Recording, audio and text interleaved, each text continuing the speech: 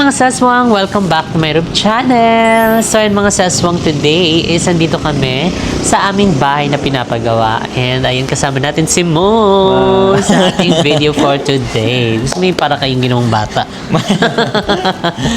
So anyway mga saswang, today is magkakaroon lang tayo ng sit-down vlog. Hindi tayo magbibigay ng update. Bagkus tayo ay magbabasa ng comment. Ayan, dahil ang daming mga nagko-comment dito sa ating update sa bahay, which is pati yung mga pintuan. Ayan na talaga namang hindi talaga nakalagpas pati ang pintuan sa inyo.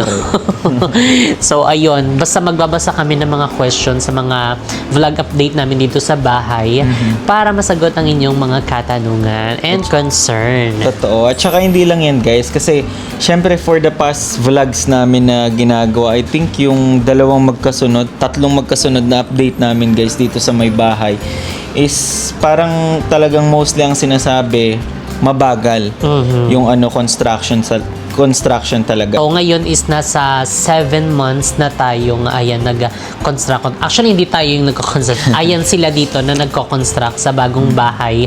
Ayan, para mabigyan kayo ng background. Ayan, para maano nyo yung estimation ba ng mga na-accomplish nila. So ayun, kung ano yung mga naipapakita naming mga update dito sa bahay, yun yung mga update talaga namin. And yun yung mga update nila, yung mga natapos nila, yung mga nagawa na nila dito sa bahay. So kaya yan ay masasagot natin yan. Correct. Sa inyong mga comment section. Correct. At saka para at least ma-clear din yung iba, bakit 7 months ganito pa lang yung progress, 'di ba? Kasi baka walang idea, kasi hindi pa namin guys talaga officially sinabi kung ilan yung square meters nitong bahay talaga. Kung gaano siya kalaki. So ngayon, sasagutin namin 'yan nang wala nang palapalabok. Correct, wala nang palapalabo. Correct. So Pansit na lang. Charis. So ayun mga sesong, umpisahan natin dito sa unang comment. Ano yun? Ayan, sabi niya dito, sabi ni Mix Bele, bakit wala pa rin kayong bubong? February na, baka maunahan pa yan sa pag-open nyo ng bagong branch nyo. So, ayan, eto na nga.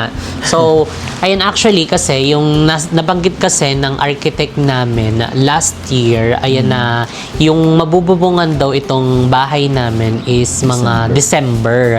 So, tentative pa lang yun, hindi yun talaga exact na sinabi sa amin na I'm sure na siya na December mabububungan na to. So, tentative pa lang yun. So, yun nga, dahil nga nagkaroon ng mga holidays, sa mga New Year, Pasko, and everything, what you do, what you gonna do with that dessert. Ayan, dahil alam naman natin talagang pag pumatak ang month ng Disyembre, sobrang busy na yan at sobrang gastos. Correct. Tapos yun, siguro, ayan, ngayon is January na, ayan, wala pa rin bubong, pero ayan, gumagawa naman sila ng mga ano dito, iba. Ayan, like katulad yung mga bakal-bakal dyan para kapag dumating na yung yero, maaano na lang, ilalatag na lang. So, ayun, siguro nagkaroon pa ng fabrication, ayan, nagkaroon naman din ng delay sa mismong inorderan ng mga materyales, which is doon sa supplier ng bubong. And siguro, pag na-upload na tong video na to, next update natin, baka meron na tayong bubong.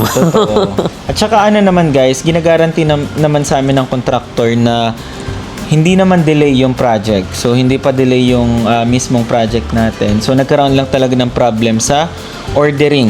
Siguro hindi agad na i-order ahead of time. Pero, ayun. Yun nga, sabi ni Mo, pag next upload namin regarding sa bahay, meron may na bubong yan. na. At saka iba kasi guys, yung yung gagamiting bubong dito, hindi siya yung normal na, yung parang long span yung gagamitin. Ang gagamitin gypsum board. Charis. Corrugated. Natunaw. Ay, corrugated pala. Yung mga pinangbakod yun yung gagamitin. Charot.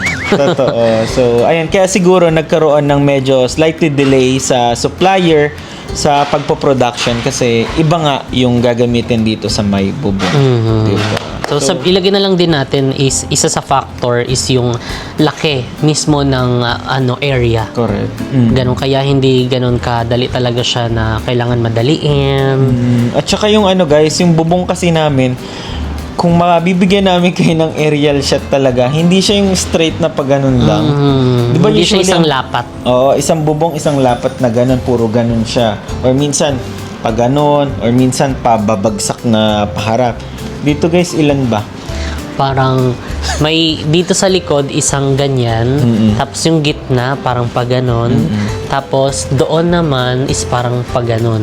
Basta hindi siya pantay-pantay talaga. So basta one of these days ay magkakaroon kami ng drone shot. Correct. Drone shot. True. Pag Pag meron na-cover na, para hindi nyo naman masilip yung buong charis. Ganun, pag may cover na, para naman makita nyo yung mismong bubong na ilalagay dito sa dream house. Correct. Next natin is galing kay Honey Scott 7187. Siguro ang tutok na gawin nyo doesn't mean i-vlog nyo. Parang make yourself visible lang para sa construction site para makikita nyo parati mga gawa nila.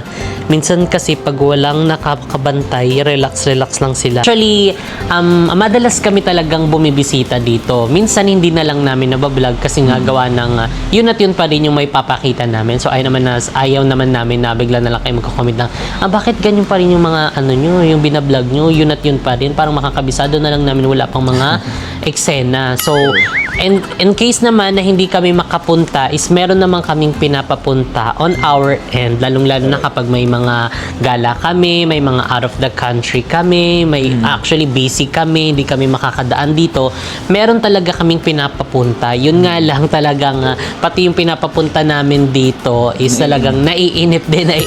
Sabi, ganun pa rin naman. Wala pa rin naman bubong. So, ano ginagawa nila? Ayun pa rin, nagtitik-tik pa rin. So, ayun nga mga seswang. Kaya, hindi naman ibig sabihin na hindi kami nakakapagbigay ng update. Hindi na kami nakakapunta dito or wala nang bumibisita dito sa mismong pinapagawa namin. Dahil natutunan na din namin yan gawa nga nung meron na rin kaming experience sa pagpapagawa ng dream house, which is yung House of Blessing na talagang ilang din yun, gumagawa din yung palit-palit, gawa nga ng iniwan din kami. Meron namang iba na binabagalan. Meron namang iba yung arawan nga, pero parang yung naman yung nila, gawa nila. Kumbaga bilang lang. So mabagal pa. Tapos kapag anong oras na, pagkapatak lang ng anong oras, ay pack up na agad sila. Ganon sila kaagap. Kumbaga parang hindi pa mag-aalas 5, nagliligpit na ng 4:30. So kaya alam niyo yan, sa lahat ng mga nakatutok sa amin nung House of Blessing, ayan, ang dami din namin mga mga problemang encounter gawa nga nung first time namin yung magpaggawa. Ngayon, syempre meron na kaming karanasan and meron na kaming experience. Yun yung ayaw din namin na mangyari dito sa aming dream house na. Kumbaga kung ano yung mga natutunan namin doon, dito namin ina-apply. Totoo. At saka all we can say is parang mas panatag kami dahil ayun nga may maayos na contractor and ayaw din namin talaga madaliin yung construction. Pero ayun nga, kung kaya nang mabilisan, edi go na din. Saan ba tayo lulugar talaga? Ayaw na mabilis, wag bilisan, ano ba talaga? Iba naman kasi yung bilis, iba rin yung mabagal. Sobra, diba? Tsaka guys, ito kasi yan, sige sagutin na natin para at least ma-determine din nila kung gaano kalaki for 7 months ng ng construction, ilang buwan na to nako-construct, and then gaano kalaki. So, yung mismong total lot area namin guys is nasa around 303 square SQM. meters. So, kaya medyo malaki talaga siya. So, hindi siya yung talagang isang lang, yung isang ganun lang, kaya parang medyo nanibago din tayo sa mga update talaga. Tsaka ang poste, doon sa may House of Blessing, 6 lang. Dito parang ilan? And dito parang 20 plus, Oo, 30, 20 parang gano'n.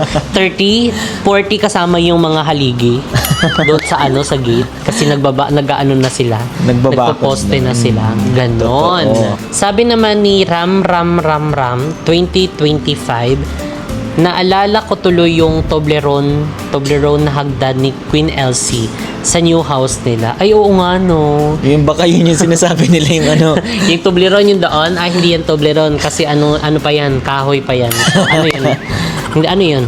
Ano chocolate yun? Dubai Chewy Cookie. Ay, available kasi yan sa Cafe Mutansa and Cafe Dasma. So, pag na-upload na to, available na rin yan Sa San Pedro. San Pedro, ayan. Totoo. Cafe mo San Pedro, Laguna Branch. So, mag-avail na kayo dahil available na din yan sa ating Food Panda and Grab. So, sa lahat ng mga hindi makapapunta or makagala, pwede naman kayo mag-order online. Totoo. At saka kita-kits din pala tayo, by the way guys. This this coming February 12, 2026, 11 a.m. to 11 p.m. sa grand opening ng ating JK Sanggipsal and Cafe Mu Bacoor Branch. Yes, located yan sa L1F, Terona Highway, Habay 1, Bacoor, Cavite. So, Correct. basta malapit lang tayo mismo sa SM Bacoor. Kung hindi nyo man maano yan, may pwede nyo namang i-Waze or i-Google Googleable. dahil Googleable and Wazeable tayo dyan. So, Totoo. ayun na nga. Naalala daw niya yung Toblerone na hagdan ni Kuya LC. So, yun, naalala din natin yun. Ay, kasi pinaalala mo. Ayan, dahil yung ano ni Kuya Lloyd, di ba, naging viral din yun. True. Kung kay Kuya Lloyd, yung hagdan dito sa Tipinto. Pinto. Totoo nga, totoo. Kasi yung naman, yung hagdan ni Kuya LC nung ginawa, grabe naman kasi yung Yung tarik ang na. tarik, nakakatakot naman yun. So, ayun, yung isa talaga din sa binabantayan namin, yung mga, yan, like katulad kapag mag-aano na sila, magbububong na, magagawa ng mga pintuan. Actually, yung mga pintuan naman dito sa kwarto-kwarto, okay naman yung laki niya, okay naman yung luwag niya, pero yung sa mga CR lang, hindi ako sure kung ganun ba dapat yung kaliit or same lang din sa mga pintuan sa mga kwarto. Kasi may mga din sabi na same daw dapat ng laki.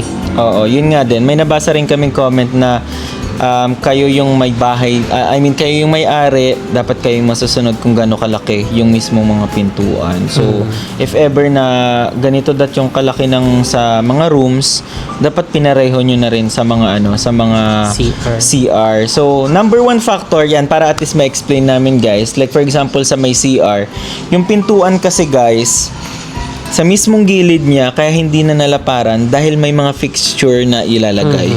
Kumbaga may provision ng cabinet, ganun.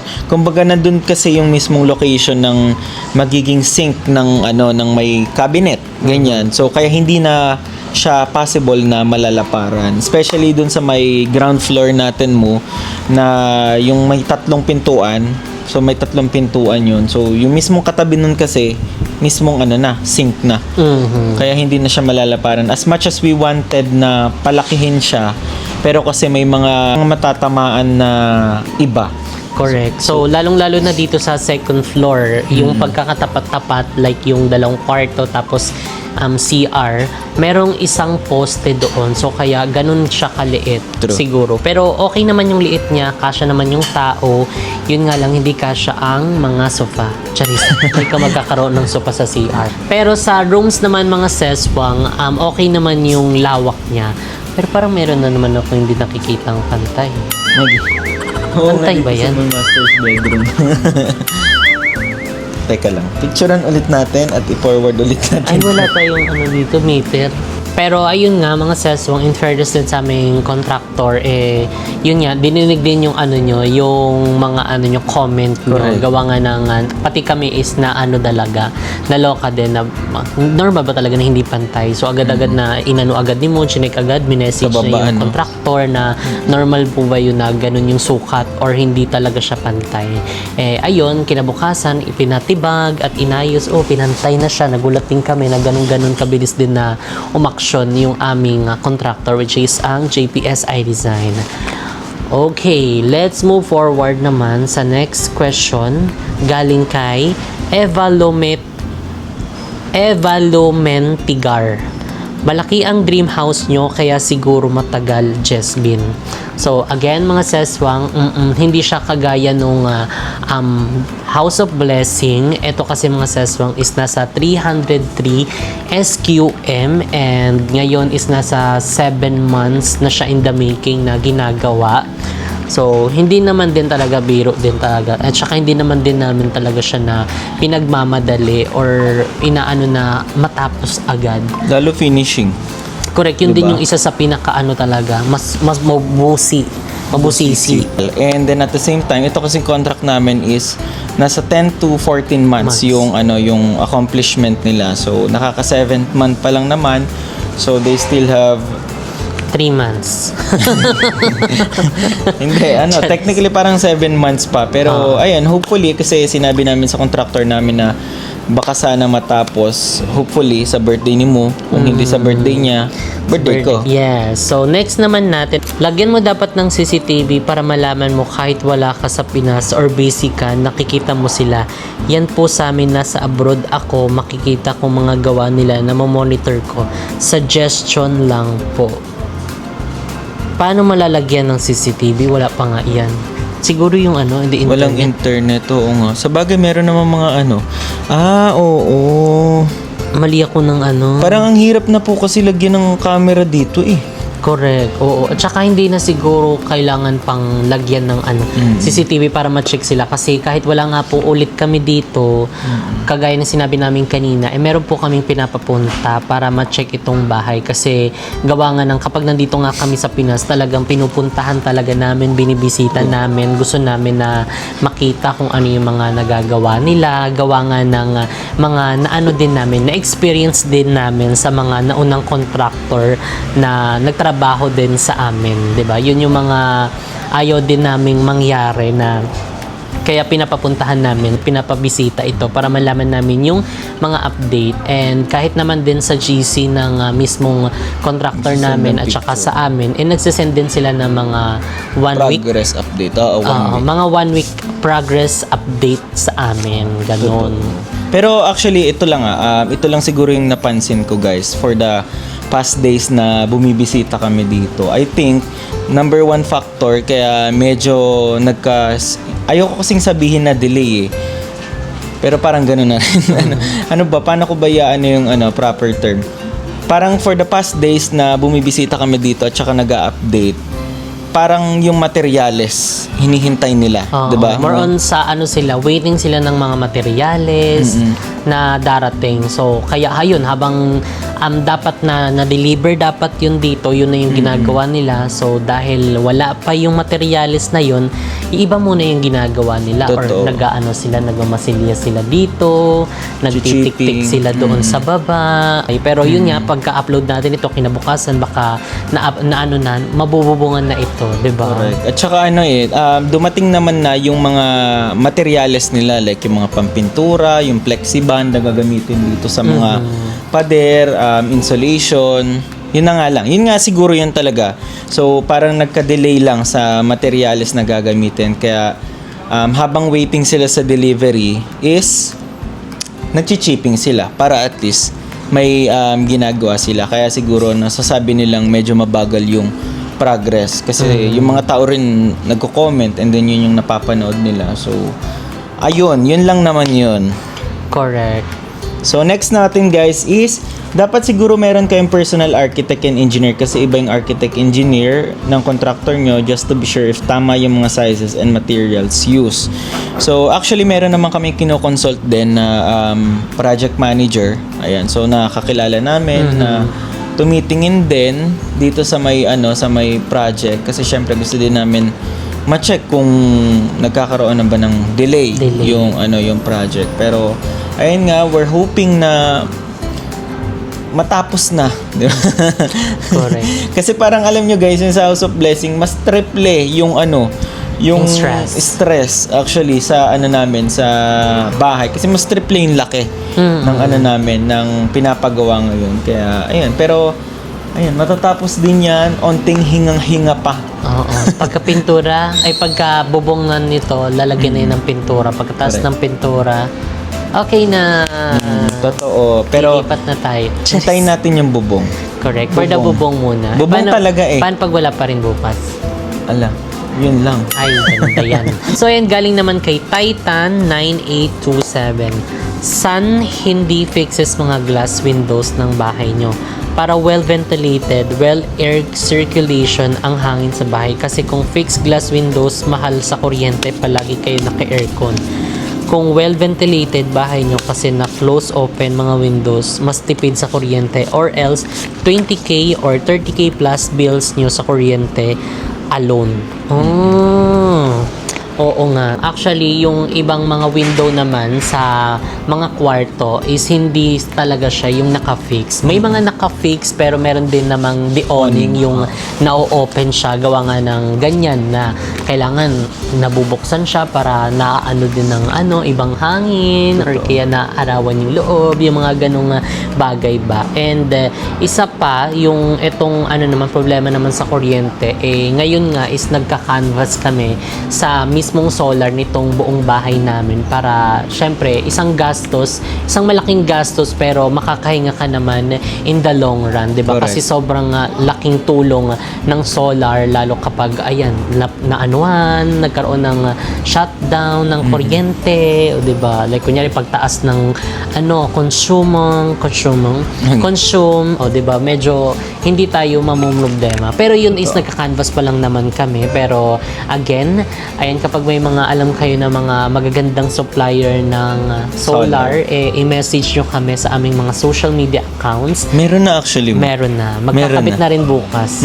Solar muna bago bubong. Ganda yan. Maliwanag yung loob pero walang bubong.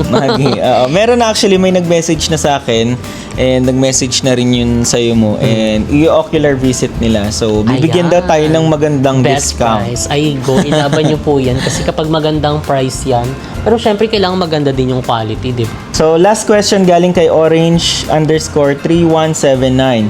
Pansin ko lang ang sikip tingnan inside lalo na sa first floor. Ang daming rooms at doors na hindi naman necessary. Tapos yung mga doors hindi pa standard at iba't iba ang sukat. So, ang dami daw rooms, ang sikip daw ng first floor. And guys, actually sa may first floor naman, so isang guest room lang naman yung nandoon talaga sa baba. So, yun lang yun, wala nang iba. Guest room lang talaga yung nasa baba na may access doon sa may lanay. And then yung isang nakikita nyo guys kasi na doon, na kwarto is office room. Ay, dalawa pala nga. Office room. Tapos tatlo siya actually, pero yung isa nga gagawin na lang natin, ita-transfer natin into pantry. Oo, kasi yung isa dun guys na nakikita nyo rin sa may pinakadulo is supposed to be dapat parang room siya for kasama sa bahay. So, pero nga naisip namin since gusto namin parang solo living din yung Solo magaganap. living, yung kami muna, enjoy muna namin itong dream house. Ayun, kapag medyo na busy na talaga. Gusto din namin na i-enjoy muna itong bahay na kami munang dalawa. Yung wala muna tayong kasama sa bahay. Although, doon sa bahay namin, andun din yung mga matpapan namin. And, ayun, basta i-enjoy muna namin. Pag napagod kami, pwede na kami magtawag ng kasama. Oo, totoo. Kasama sa bahay. So, ayun. And then yung ibang mga naman rooms like yung office area. So, pwede siyang i-convert ng iba, maging bodega, May bodega na. Bodega agad din, no? So, pwedeng gawin din ng cafe mo, JK, Samgitsan, Lavada. Magi. Charay. So, ayun. And then sa second floor naman, guys, is may rooms din siya. Pinakamalaki yung master's bedroom. Mas malaki nga actually yung walk-in closet. Correct. Diba? So, yung ibang room naman dito guys is meron ding entertainment room and then at the same time movie, parang theater. Ayan. So, yun. Hindi lang siya actually room talaga.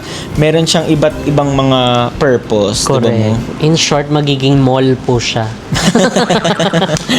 Charis. Hindi, syempre, dahil nga syempre nagbablog din kami, gusto namin, aside sa mismong living room namin, meron kaming separate or meron kaming isang room na shoot area siya. Like, kunyari, kapag may mga sit-down vlog kami, like yung mga ganito, tignan mo kahit saan lang kami ngayon.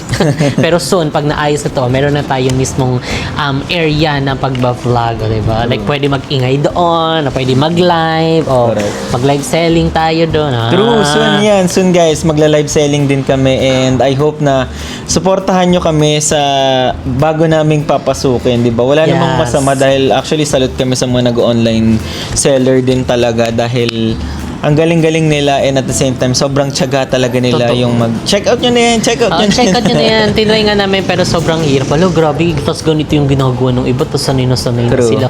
Pero syempre, nakita na natin na sanay na sila. Syempre, hindi naman yun agad na ganun sila. Syempre, totoo. nag-umpisa sila sa yung medyo hindi pa sila masyado marunong magsalita. Kumbaga, mag-uumpisa ka muna talaga sa baba bago ka yung maano mo na siya, maggamay mo na siya. Yung kahit di ka na tumitingin, puro ka na salita dyan. Okay, nasa yellow basket natin at nasa red drum natin. Oh, ganyan, red drum talaga. Ganon. So anyway, and sobrang dami din namin mga plans na contents na gagawin dito sa aming dream house. Ayan, basta soon yun. Pero ngayon is mag-focus muna tayo dito sa construction and naway mabubungan na siya and then mapinturahan and yung mga dapat gawin sa baba ay magawa na. So Correct. again, mga seswang, dito na nga namin i-end ang aming vlog. Again, ayan, magkita-kits tayo this coming February 12, 11 a.m. to 11 p.m. sa soft launching ng Cafe Mo and JK Samgipsal Bacoor Branch. So, ayan guys, located ang aming JK Samgipsal and Cafe Mo Bacoor Branch sa L1F, Tirona Highway, Habay 1, Bacoor, Cavite. Diba? Landmark guys, malapit tayo sa SM Bacoor. Tapat din tayo guys ng LCTM Bacoor, Cavite. Malapit tayo sa Villa Feliza Townhomes 2. So, Correct. pwede nyo naman yan i-google at i-Waze dahil nailagay na rin yan sa Google at Waze. JK Samgipsal 199 Bacoor Branch, Cafe Mo Bacoor Branch. So, ayun mga seswang, dito lang nagay ng ating video. Kung meron pa kayong mga comment Hello, and good afternoon. suggestion, i-comment nyo na yun down below. See you guys in our next video. Bye!